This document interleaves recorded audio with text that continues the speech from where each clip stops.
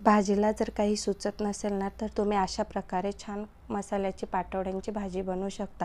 नॉनव्हेजपेक्षाही छान चवीला लागते ही भाजी.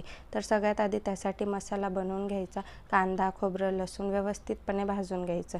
नंतर पाटवड्यांच्या पिठासाठी इथे थोडंसं बेसन पीठ घेतलं, त्यात थोडंसं लाल तिखट, लसूण आणि जिऱ्याचं थोडंसं वाटण आणि चवीपुरता मीठ टाकून छान घट्टसर पीठ मळून घ्यायचं.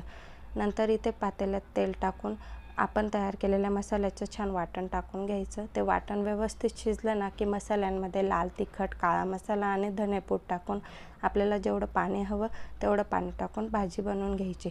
नंतर आपण भिजवलेल्या पिठाची इथे छान पातळसर चपाती करून घ्यायची आणि त्याचे मस्त त्रिकोणी आकारात पाटवड्यांचे काप करून घ्यायचे. भाजी व्यवस्थितपणे उकळली ना की ते बनवलेले काप भाजीमध्ये टाकून घ्यायचे आणि भाजी छानपैकी उकळू द्यायची. वरून मस्त हिरवीगार कोथिंबीर टाकून भाजी छान सर्व करायची.